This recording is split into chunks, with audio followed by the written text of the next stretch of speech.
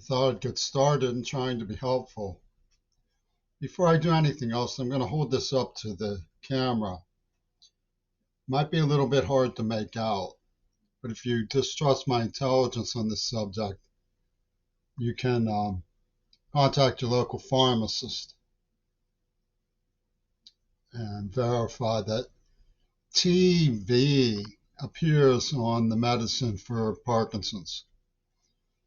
I want to get back to why that's relevant and important, but it's a little bit exciting to be um, up and around on February 9th, 2025, because there's just a few hours, 3.5 hours, there's a George Galloway broadcast.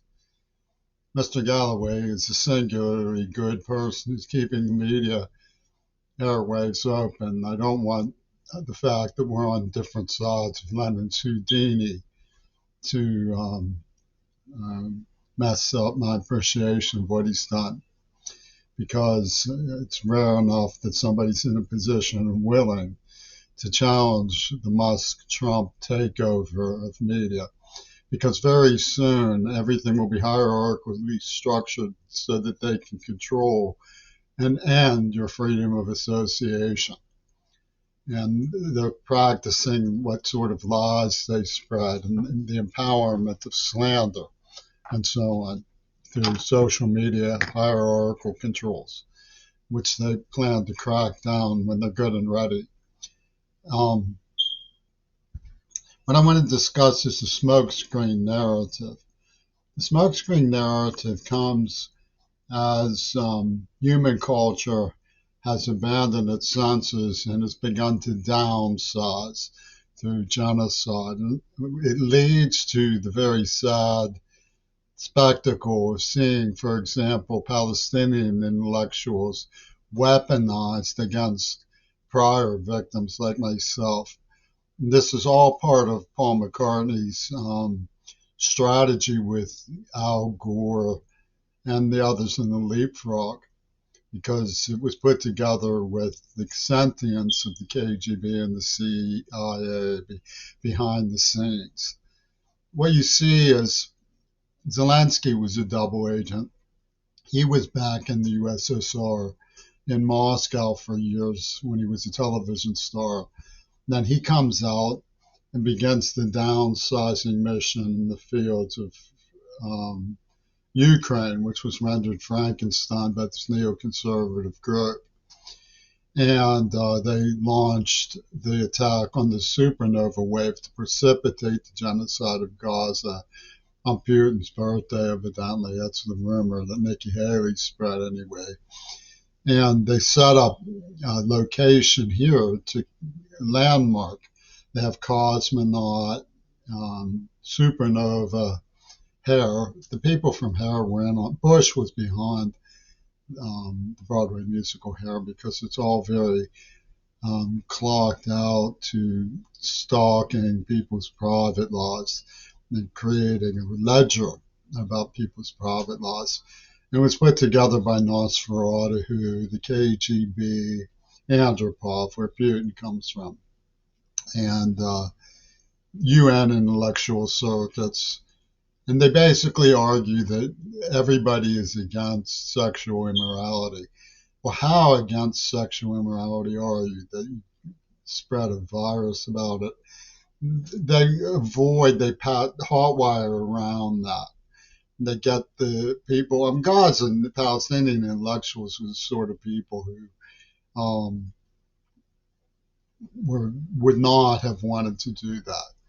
See, one of the primary fallacies of the social movement that's at work in this Nazification of the center through a game of averting their eyes from what's happened is the idea that the more you spread prosperity, the more you distribute wealth, the harder you work to raise the level of the poor, so that human rights matches American civil rights, the more people will breed and overpopulate.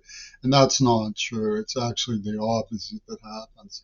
When you reduce poverty, people begin to feel safer without more children, because children is their primary insurance policy against old age when they're very poor.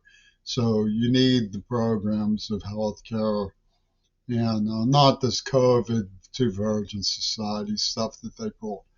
So what you can see what they did with me. They went after my eyes. There were emergency room issues. I know of glaucoma and dry eye. They made me deaf. The hardest thing right now is the gum condition from the poison in the mouth, which is affecting my chewing, and so is Parkinson's. So if I lose my teeth, I'm a goner. And they play fast and loose. They get Hustler to come on to with Lennon stuff. You see, the biggest trick and the meanest gesture they pulled is you will be rescued. This theme, you will be rescued by the perpetrators. Turn to the perpetrators. The perpetrators love you. They will help you. They will save you. And it's a big laugh for the perpetrators. Oh, they think we're the messiahs. They think that the office raping them and torturing them is Amnesty International. And that's Roger Waters and Mick Jagger and Yoko Ono at work. So when you look at the Japanese woman who was elevated into third place at 2022 Olympics in Beijing, it was a signifier of Yoko Ono's strategy in Revenge for World War II, where she targeted my father, who was a school bus driver, and she targeted me. One of the ways they targeted me was to frame me. I was a passenger who quit a job over a reckless driving incident at Kelly Elementary School in Wilkinsburg. That they play acted it out to make it look like I was the driver. So I left Pittsburgh.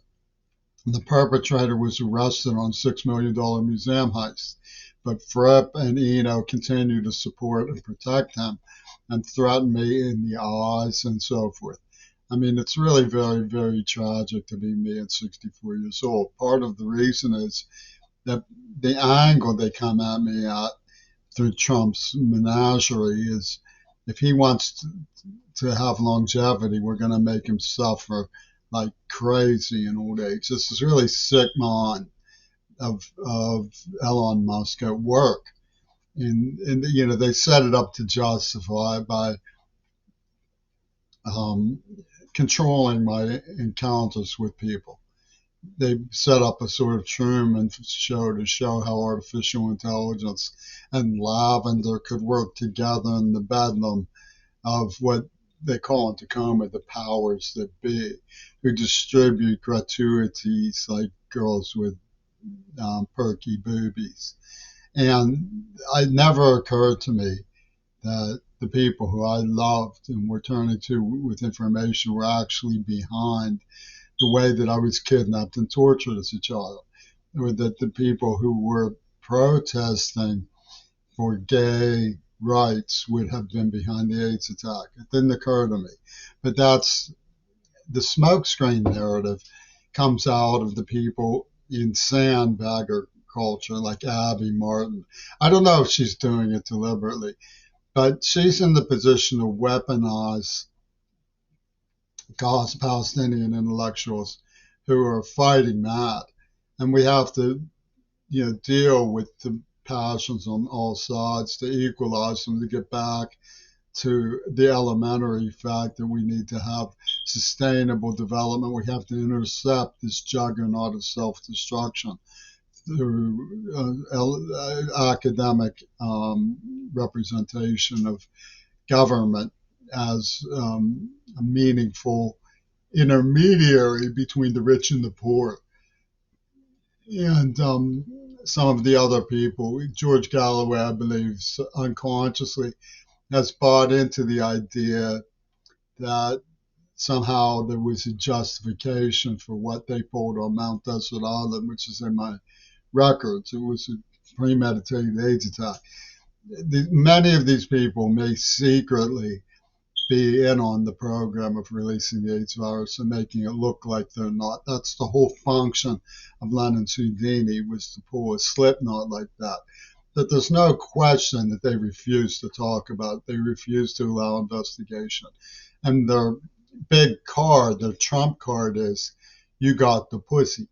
And that's, and these jealous guys have girlfriends, and I can't ask where's my girlfriend because it makes it look like I wanted to be involved with somebody who was out to murder me, which I didn't. And nobody actually said I'm a card carrying member of the AIDS Combine when she was introduced to me. They made it look like something that was a supportive gesture. The Olga Havel Committee of Goodwill was writing to me. Peter Gabriel is still pretending to be friendly. Peter Sinfield sent me a note that said, I love you, man. So there was no evidence that these people were hostile. And they knew about the neuroplasm. They came in to blow it up. So what they're trying to do is trigger people's confusion. They're trying to get people away from discussing the reality of what happened.